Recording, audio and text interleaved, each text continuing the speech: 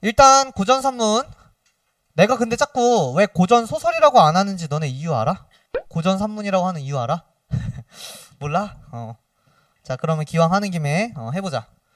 자, 이거 한번 적어보세요. 고전산문입니다, 여러분. 고전소설이라고 하면 안 돼요. 수능 특강에도 그렇게 써있지 않니? 고전산문이라고 써있죠. 자, 왜냐하면은요, 너네가 아는 소위 고전소설은요, 이렇게 생각하면 돼. 고전산문에 얜 부분집합이야, 부분집합. 그러면은 다시 얘기할게. 고전소설이 아닌데 고전산문인 애들이 있단 뜻이죠. 그래서 그런 애들을 너희들이 알아두면 되고, 오늘 배울 두 개의 작품이 바로 그 안에 들어가는 친구야. 누구냐면 설화예요, 설화. 대표적으로 너네가 작년에 뭐 배운 것 중에는 뭐 주몽신화라든지 당군신화라든지 뭐 이런 것들 너네 작년에 배웠을 것이고, 그 다음에 이제 작년에 너네가 배운 것 중에는 가전, 그러니까 뭐 공방전이라든지 국순전이라든지 이런 거 작년에 배웠을 수 있거든.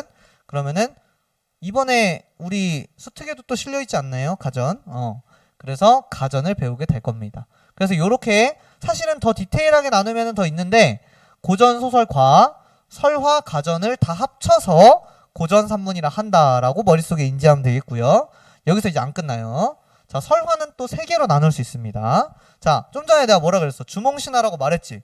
주몽신화는 신화잖아. 그러니까 신화는 설화라는 거 안에 또 부분집합입니다. 그래서 신화가 안에 들어가고요. 그 다음 오늘 같은 경우에 조신의 꿈 같은 걸 이제 배울 건데, 그럼 조신의 꿈 같은 경우는 이제 전설, 레전드에 해당하고요. 그 다음에 이제 여기 있는 이야기꾼 오물음이나 이야기 주머니 같은 경우는 이제 민담이라고 볼 수 있습니다. 이렇게 볼 수 있어. 만약에 너네가 내신에 여기 있는 앞에 부분 고전산문 1강, 2강 들어가잖아? 그리고 학교쌤이 만약에 이거 비스꾸무리한 거 설명하셨다? 그러면 시험 문제에 뭐 나올 수 있냐면 요거 나올 수 있습니다. 요 둘의 차이요. 신화랑 전설의 차이. 오케이? 간단하게만 정리해줄게. 자, 신화는요, 뭐 예를 들면 방금 주몽신화처럼 보통 어떤 사람들의 얘기냐면 영웅들의 얘기예요. 그죠? 그래서 신화는 영웅들의 얘기이기 때문에 기본적으로 짜임새가 영웅, 너네 영웅 소설의 그 짜임 구조 뭐였지? 6글자로 영웅 무슨 구조? 영웅 서사 구조가 여기에 나타납니다. 영웅 서사 구조. 그리고 보통 신화는요, 그 영웅이 어때? 열심히 싸웠는데 그냥 별 볼 일 없이 죽었습니다. 그럼 이상하잖아. 다시 얘기하면은 얘네들은 위대한 승리를 하고요, 그것에 대한 뭔가 어떤 포괄적인 증거가 등장한단 말이야. 포괄적 증거.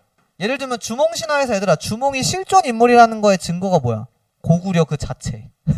오케이? 단군신화가 실존 인물이라는 증거는 한민족이라는 그 민족이 있다는 그 자체. 그게 이제 신화의 포괄적 증거. 예를 들면 뭐 국가라든지 아니면 방금 말했던 민족이라든지 이런 대상이 된단 말이야. 그래서 이 포괄적 증거에는 자, 이제 뭐 건국신화가 대표적인 예시가 될 수 있다는 거. 국가가 이 증거가 된다는 거를 너희들이 이해해주면 되죠. 자, 요 정도까지만 신화는 가고요. 그 다음에 이제 전설은 어떻게 되느냐? 전설 같은 경우에는 보통 영웅의 얘기라기보다는 이런 거 있지. 예를 들면 뒤돌아보지 말라 그랬는데 꼭 뒤돌아봐가지고 돌대고 막 이런 사람들 있잖아. 돌대고 이런 사람들. 아무튼 그래서 전설은 꼭 비극적 결말을 반드시 그런 건 아니나 대부분 가지고 있는 구조를 가졌어.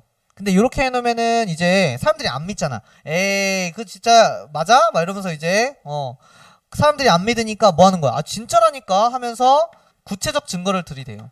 야, 그 산 위에 그 돌멩이 그거 그때 돌된 그 사람이잖아. 그 사람처럼 생겼잖아. 막 이런 얘기가 나오는 거예요. 그래서 구체적인 증거가 등장하는 것이 전설, 레전드다. 까지 아시면 되는 겁니다.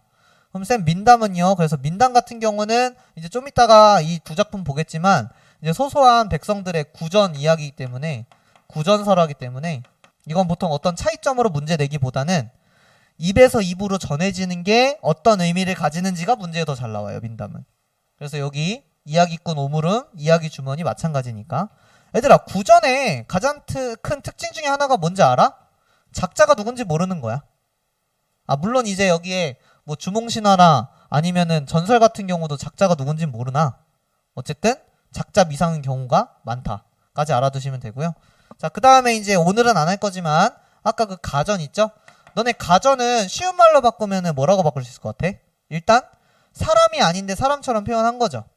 예를 들면 공방전 같은 경우에 돈을 사람처럼, 국순전 같은 경우에는 술을 사람처럼. 그래서 나는 이렇게 불러 그냥 가짜 위인전. 이렇게 알아두시고, 이게 이제 왜 고전 산문에서 가전 작품이 그렇게 많지 않거든? 근데 너네 교과서에 왜 이거를 중요하게 배우냐면 이 가짜라는 게 탄생했다는 게 중요하거든. 무슨 말이냐면 너네 소설의 여러 구성 요소 중에 이거 중요한 거 알아? 허구성. 허구성이 이제 가전에서 뿜뿜뿜 생겨나기 시작했기 때문에 그럼 결과적으로 이게 어디로 연결된다? 소설로 연결된다랑 맥락을 뭔가 매칭시키기 좋거든.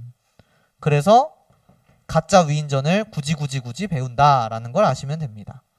자, 됐어요. 그러면은 이렇게 해놓고, 그러면은 이제 고전 산문에서 아까 말했던 우리 산문, 즉 뭐 세계의 자아와 이런 것처럼 이런 어려운 말로 얘를 표현해 볼게. 이건 뭐냐면 이거야. 자아와 세계의 대결이다. 이렇게 볼 수 있어요. 그래서 이렇게 연결을 해주시고요. 이건 고전 산문이 아니라 아까 내가 서사갈래 좀 이따 해줄게 라고 했잖아. 서사갈래의 특징입니다. 얘들아, 자아와 세계의 대결을 또 두 글자 비슷한 거 너네 아는 걸로 바꾼 뭐게? 갈등. 이렇게 되는 거야. 자, 갈등은 어때? 기본적으로 이럴 수 있어? 자연과 자연의 갈등 나와? 그럴 리가 없지.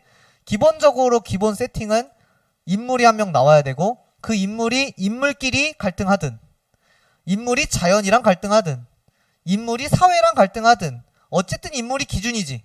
그래서 내가 늘 강조하는 게 여기서 말하는 이 자, 즉 인물 중심으로 읽어야 된다라고 무지무지 강조를 하는 거야. 알았죠? 요거 잘 기억해 주세요. 인물이 중요해. 그래서 내가 맨날 인물에 표시해야 돼 이렇게 얘기하는 거야.